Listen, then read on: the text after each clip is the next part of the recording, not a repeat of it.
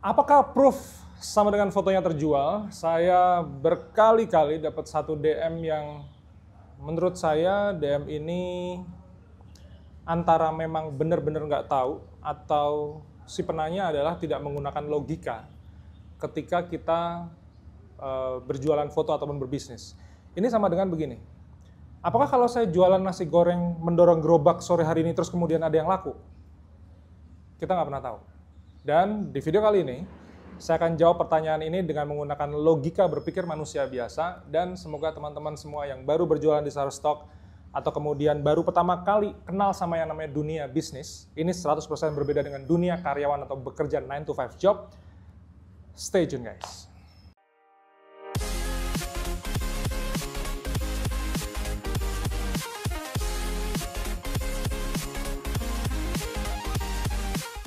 Selamat siang dari Pulau Dewata Bali teman-teman semua, nama saya Bima Aditya. Matur Suksma sudah datang ke channel YouTube saya dan sudah meninggalkan komentar berkali-kali. Teman-teman sudah memberikan apresiasi support, ada yang bilang terima kasih.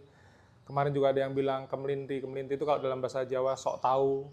Terima kasih juga. Kemarin ada yang memberikan share tentang pengalamannya dia memotret dengan satu kamera tertentu. Saya matur nuwun teman-teman sudah share.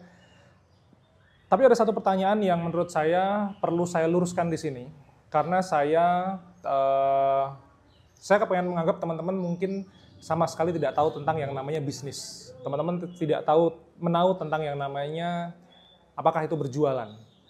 Karena dari arti katanya saja sebenarnya kita sudah bisa mendeskripsikan approve itu apa, sold itu apa. Approve, rejected itu kalau teman-teman nggak tahu, itu teman-teman tinggal pakai Google Translate sebenarnya. Kalau misalnya kita pakai Google Translate bahwa yang namanya approve itu sama dengan diterima. Diterima itu logikanya adalah sebuah karya ini diterima oleh si pemilik platform. Ibaratnya teman-teman adalah pengusaha UKM, misalnya bikin peyek misalnya atau bikin emping misalnya. Terus teman-teman masuk ke Indomaret pusat misalnya. Halo Indomaret, bolehkah saya menitipkan emping saya ini ke Indomaret? Kemudian Indomaret bilang, oke, saya menerima. Menerima itu artinya, oke, empingnya saya approve, saya publish. Di bagian Indomaret itu kan ada di bagian samping itu ada bagian sudut UMKM. Sekarang kita logika bersama, apakah ketika emping teman-teman ada di Indomaret, bahkan sekalipun, ini platform besar ya, Shutterstock ini juga platform besar. Apakah dengan approve, apakah dengan diterima, emping teman-teman bisa terjual? Jawabannya adalah big no. Sama, kalau misalnya teman-teman approve, terus kemudian ada yang tanya, Bang, ini kalau misalnya approve ini berarti langsung terjual. Saya sudah bilang, approve itu artinya diterima. Terjual itu artinya sold atau terbeli gitu. Oh iya, tapi saya sudah baca di Google Translate, tapi saya nggak tahu artinya. Nah, ini berarti teman-teman satu, ini pasti nggak suka baca. Jadi pakai Google Translate itu cuman ngawur, cuman ngasal gitu, bahwa approve apa? Diterima. Oh iya, tapi saya nggak ngerti maksudnya apa. Nah, kedua, kalau teman-teman tadi sudah saya indikasikan sebagai ngawur ataupun ngasal, yang kedua, teman-teman tidak menggunakan logika berpikir. Nah, sebelum kita berbisnis, sebelum kita bekerja, teman-teman terserah deh. Mau jadi tukang bangunan, mau jadi supir Gojek, mau jadi pengusaha seluler handphone, teman-teman mau jualan foto di Shutterstock, mau jadi arsitek, mau jadi dokter. Sama, dokter itu lulus kuliah, kemudian dia koas misalnya, itu belum tentu dia bisa laris sebagai dokter. Belum tentu ada orang atau pasien yang mau menggunakan jasanya. Karena begitu kita teman-teman itu masuk ke sebuah market, platform, ini teman-teman berhadapan dengan jutaan kompetitor. Di mana dalam konteks jualan foto di Shutterstock ya, seperti yang saya tulis di ebook jualan foto dengan Shutterstock ini teman-teman bertanding dengan jutaan fotografer. Jadi, apakah teman-teman fotonya bisa laku terjual? Enggak lah. Jangan dipikir gampang. Kalau dipikir gampang, semua manusia di dunia jualan foto di Shutterstock terus kemudian kaya raya. Itu too good to be true. There is no too good to be true in this real life. Nggak ada sesuatu yang benar-benar sangat cantik, sangat indah, sangat presisi, sangat gampang, mudah di dunia ini. Teman-teman kerja aja di 9 to 5. Teman-teman jadi guru. Belum dimarahin kepala sekolah, belum disenggol-senggol sama teman-teman yang seprofesi guru biar teman-teman nggak naik jabatannya.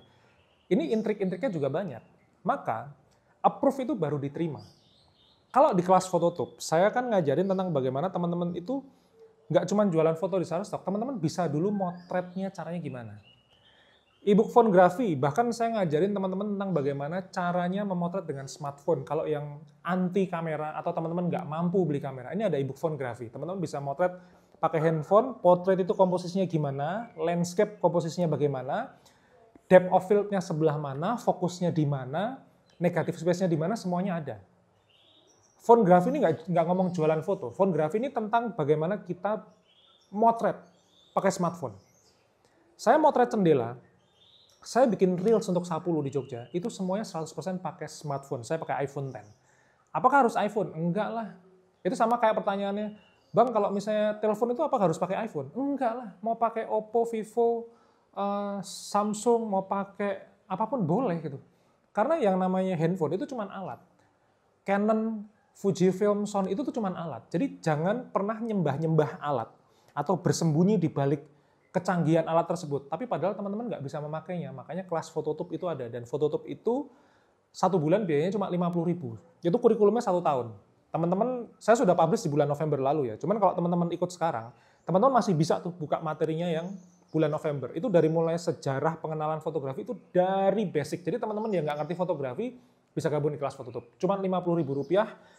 Teman-teman bulan depannya misalnya, wah ini nggak sinkron nih, ini kursus sampah misalnya, teman-teman misalnya ngomong sampai ekstrim itu ya, tinggal unsubscribe, ceklek gitu, 50.000-nya udah nggak ditarik lagi setiap bulan, karena itu otomatis lewat YouTube. Sekarang kita balik lagi. Apakah approve bisa diartikan laku? Jelas enggak. Lalu bagaimana sebuah foto itu bisa laku? Sekarang tentang bagaimana sebuah karya foto maupun footage atau video tanpa suaranya bisa laku. Sederhananya gini, kita lupain dulu foto, fotonya kita buang dulu. Kita akan bicara tentang yang namanya bisnis. Bagaimana sebuah produk di bisnis, itu produk fisik ataupun produk digital, teman-teman jualan ilustrasi, teman-teman jualan NFT, kemudian teman-teman jualan footage, atau teman-teman jualan emping kayak tadi di Indomaret. 1, ini pasti kualitasnya harus bagus. Foto teman-teman, itu nggak bisa tiba-tiba foto sampah. Kalau saya bilang ada foto jari keriput laku, ada foto sendal jepit laku, bahkan saya pakai kaos kaki bolong saya laku, sampai kaos kaki bolong itu saya foto, sampai saya bisa beli kaos kaki itu lagi dari royalti hanya si kaos kaki itu tersebut. Ini saya tuh mau kasih tahu ke teman-teman, sebenarnya bahwa Shutterstock ini bisnis untuk siapapun. Kemarin ada yang DM dari dia tentara, saya bilang, Bang, jualan aja foto-foto tentang militerisme, nggak usah yang privat Bang. Yang common, yang biasa aja. Misalnya abang lagi upacara, ada bendera merah putih, ada sepatu PDH. PDH itu pakaian dinas harian, itu sepatu boot-bootnya itu difoto aja Bang, saya bilang begitu. Oh iya, bagus, oke. Terus kemudian ada yang dia ternyata dokter. Saya bilang, Dok, jangan motret yang nggak ada di samping dokter. Saya potret aja stetoskop, jarum suntik, sayatan, tensoplas. Foto aja sesuatu yang ada di sekitaran niche-nya dokter. Terus ada lagi yang supir ojol. Mbak, jangan motret yang misalnya kayak saya kan dunia kuliner ya. Saya dunia turisme. Jangan Mbak, jangan motret itu. Mbak, motretnya signage, aspal, trotoar yang sekiranya si supir ojol tersebut itu bisa menemui sehari-hari. Maka namanya juga saya kan content creator ya. Saya motret daily stock photographer. Saya motret apapun, walaupun 80% foto saya itu ada di bidang turisme sama kulineri. Yang 20% apa? Saya sengaja menunjukkan kepada teman-teman bahwa foto-foto kayak drainase laku $1. Anak saya lagi konser, lagi pentas di sekolah, pentas sederhana, cuman pakai baju adat, terus dia nyanyi, nari segala macam, $3.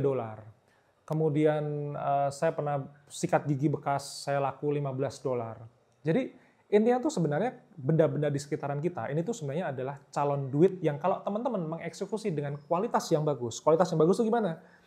Kalau di Shutterstock gambarnya gini, sharp and clear, tajam dan jelas. Jadi tajam itu kan kalau di kelas Phototube ya teman-teman harus ngeset diafragmanya kalau pakai kamera. Tapi kalau dengan handphone teman-teman titik dulu fokusnya, disentuh layarnya. Tapi sebelum sentuh layarnya juga lensanya dilap dulu. Jadi harus sharp, sharp itu tajam. Kalau di ebook fotografi kan ada bundling tuh pembeliannya dengan preset. Itu 12 preset yang saya pakai sendiri. Jadi itu sampai sharpness-nya udah saya atur. Memang tidak bisa langsung teman-teman fotonya kualitasnya misalnya C, terus pakai preset saya langsung bisa approve, belum tentu ya, karena saya preset itu untuk mempercepat teman-teman memproses edit. Cuman garansi nggak ada garansi. Jadi di dunia ini nggak ada yang garansi. Kalau teman-teman nggak suka, nggak usah beli, nggak apa-apa. Karena sebelum teman-teman itu pakai preset, sebelum teman-teman belajar ngedit pakai Lightroom ataupun Snapseed, teman-teman belajar dulu motret yang baik. Nah, belajar motret yang baik, teman-teman tuh nonton YouTube saya aja bisa dapat semua informasi itu. Gratis, tinggal subscribe. Nah, maka tadi kualitas foto harus sharp and clear. Lalu yang kedua, teman-teman harus tahu sudut pandang pembeli itu seperti apa. Misal begini, kenapa saya suka sekali motret isolated, foto-foto diri saya, ada yang foto saya tangannya begini, ada yang tangannya begini, itu karena saya melihat sebuah market bahwa banner-banner itu, baik banner di Instagram, TikTok, Facebook, apapun itu selalu membutuhkan foto-foto muka orang dengan berbagai macam ekspresi dan berbagai macam ras suku bangsa. Ada yang Tionghoa, ada yang muka Jawa, ada yang muka Sumatera, Bali, ada yang muka Eropa, macam-macam. Nah, bisa nggak saya bersaing? Oh, tentu bisa. Karena foto-foto saya kayak kemarin, saya foto pakai baju merah, bawa gitar. Saat ini saya belum tahu tujuannya apa, cuman saya bisa membuat sebuah konsep bahwa saya bahagia, saya main gitar, saya kemudian mukanya, mulutnya menganga. Ini sih buat teman-teman ini kayak, wah, fotografer nggak bonafit, fotonya cuma mangap-mangap doang. Cuma kalau foto-foto mangap itu dari mulai $1, $10, $30 saya dapat, kan teman-teman terus mau ngomong apa? Ujung-ujungnya di dalam sebuah bisnis, apapun ya, siapa yang punya duit, dia yang benar dong. Nah, sederhananya begitu. Benernya tuh bukan berarti saya yang paling hebat, enggak. Cuman ini bahwa apa yang saya jual di Shutterstock, ini memenuhi kebutuhan market. Nah, bisnis itu kan selalu begitu, ada supply and demand. Maka kalau misalnya teman-teman supply, fotonya baru approve, itu belum tentu teman-teman bisa terjual. Teman-teman kualitasnya harus bagus.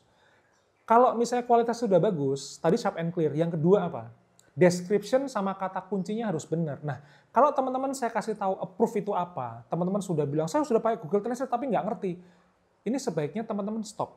Jangan berjualan di Shutterstock. Sepertinya teman-teman nggak mampu berjualan di Shutterstock. Karena melogika approve sama dengan diterima aja tidak mampu, bagaimana teman-teman harus menulis description dengan bahasa Inggris. Walaupun bahasa Inggrisnya saya juga ngomong berkali-kali bisa pakai Google Translate.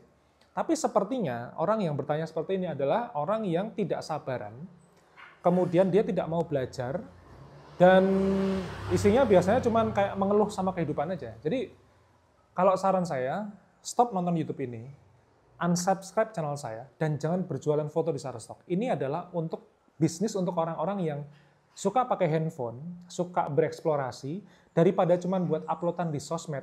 Guys, ini loh, fotonya ini bisa laku. Nggak usah foto yang harus teman-teman keluar negeri, nggak usah guys. Nggak usah. Saya senang traveling karena memang hobi saya traveling. Terus kemudian saya punya satu assignment yang memang saya khususkan untuk traveling gitu. Untuk kulinernya juga ada. Teman-teman nggak usah, di sekitaran rumah aja.